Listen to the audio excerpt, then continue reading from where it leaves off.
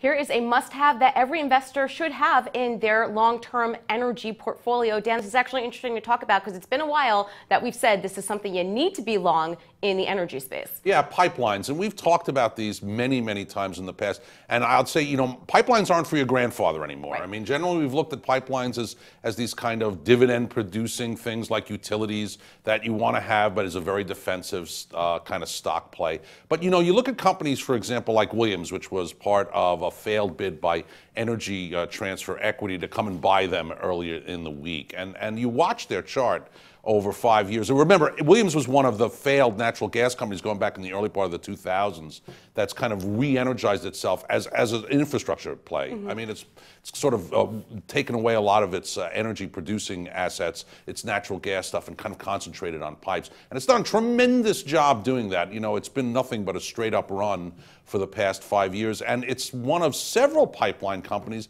that have really done nothing but go up. I say to people, in this world of energy markets that go up to 150, down to 30, back up to 110, down to 40, and now swinging around at 60, it has been the pipeline companies that have been the strongest long-term, dependable kind of energy sector stock we could have. So then why would they eject a 35% premium offer?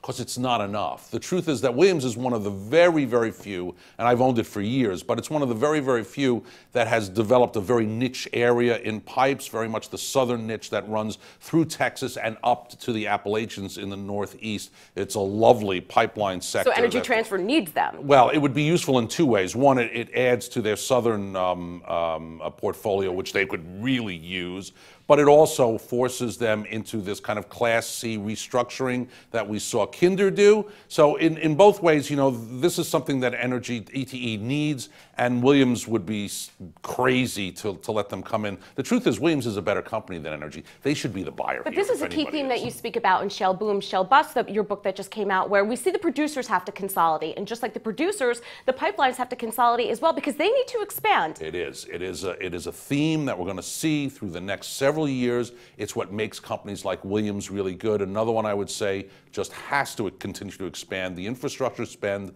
over the next 5 years is going to be enormous. Is someone like Plains, All-American, huge pipeline company, but they're very good value right now, paying a 6% dividend. This is one I would send people to. And the last one I would send people to is the mother of all pipeline companies, Kinder.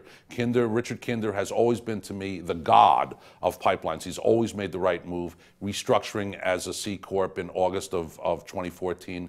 I still think KMI is. So then you're buying here at KMI. I think that as I just said to Jim, in the energy sector, there's very little alike. Pipelines is one of that you can still like. All right. Thanks very much, Dan. For TheStreet in New York, I'm Jill Malandrino.